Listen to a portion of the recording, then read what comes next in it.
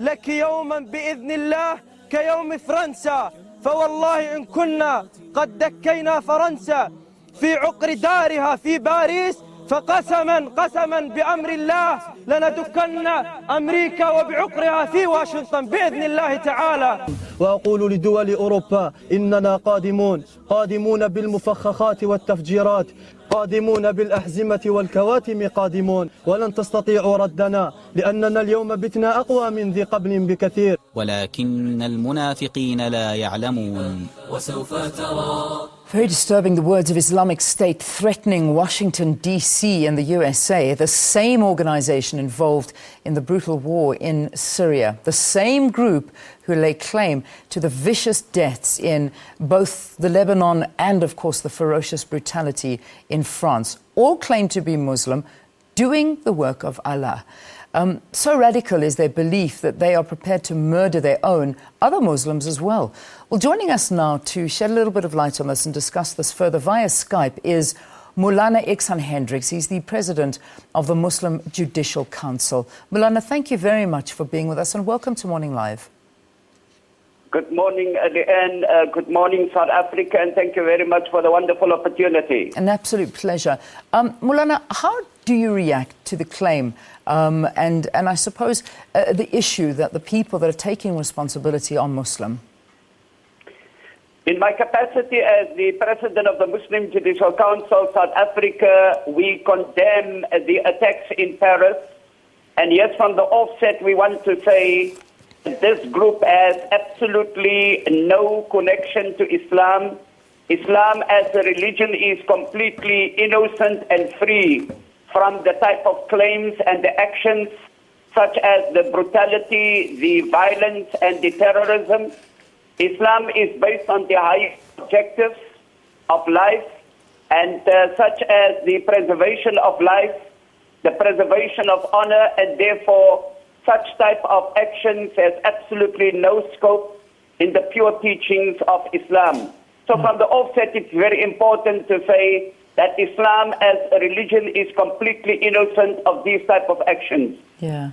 When you hear these individuals, and I suppose to dub them as terrorists is fair after what we've been seeing unveiled. When they say that they're going to do this in the name of Allah, what does that do to you? I mean, how does that make you feel?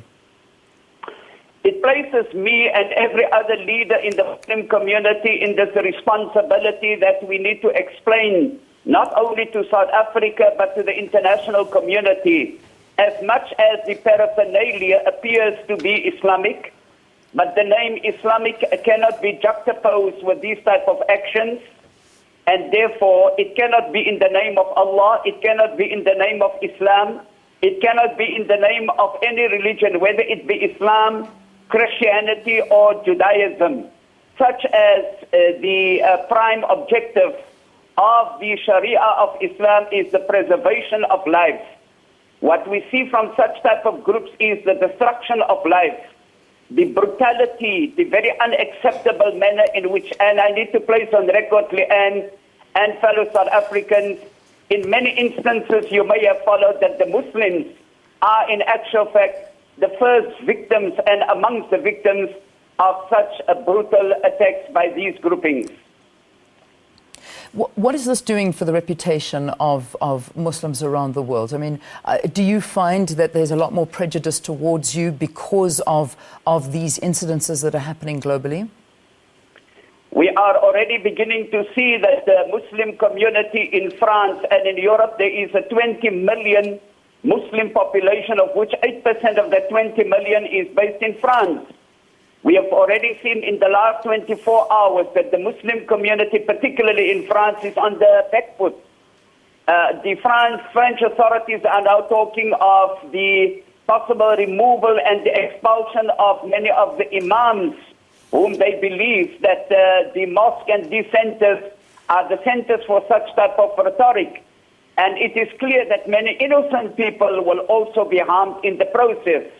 And therefore, yes, it is of a great concern for all of us. In terms of the refugee crisis, and that's one of the big issues that needs to be looked at as well, and I know that our President Jacob Zuma, as well as US President Barack Obama, is just urging the world not to see all Muslims and, of course, all refugees as people that are wanting to come into their countries to cause problems. You know, there is a major crisis, so many refugees fleeing areas that are politically unstable, full of war. Again, do you think that this is going to pose a huge problem to them? It is precisely why the refugee crisis, and particularly of the Syrian people, is where it is today. Because of such type of groupings, many of these people are fleeing from the type of brutality and the terrorism. All that they want to enjoy is a peaceful stay in their own country. We have heard President Barack Obama caution the American society when in the last 24 hours there was a notion that perhaps maybe only Christian refugees need to be accepted in the United States. He clearly said that this is not the makeup of the United States of America. And so, yes, by all indications, it is clear that many of the refugees will suffer the blow in light of these attacks that took place in Paris. Yeah, there's a major concern from many people that there seems to be an indoctrination of young people who are perhaps frustrated and easily convinced into taking action on behalf of others, to the point of killing them, blowing themselves up and killing other people. You know, and many saying you don't necessarily see this in other religions and that it comes from Islam. Why? What do you attribute this to? Well, from the offset, I would want to say that this is not peculiar to the Muslim community. And again, Islam as a religion is completely innocent. But indoctrination is a process that is used.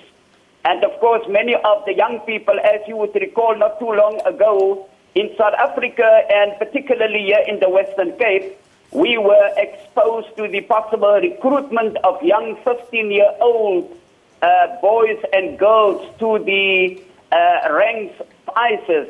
It is precisely in light of this when the Muslim Judicial Council and many other Muslim leaders in South Africa took the bull by the horns to say, this is completely not the makeup of the Muslim community in South Africa. We will not allow our innocent young sons and daughters to be recruited, indoctrinated, and of course, misuse and abuse when people misuse and abuse religious texts for their own agendas. Yeah, indeed.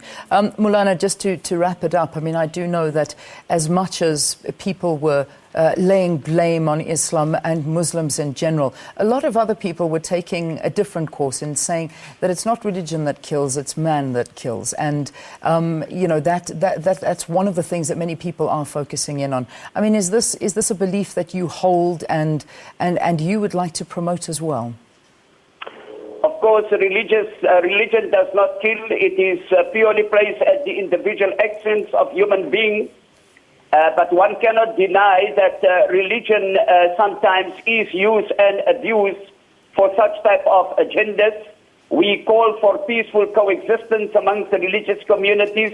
We call for the preservation of life, for the greater respect of human values, and that, of course, we uphold these principles in order to ensure that there is peaceful coexistence amongst various communities.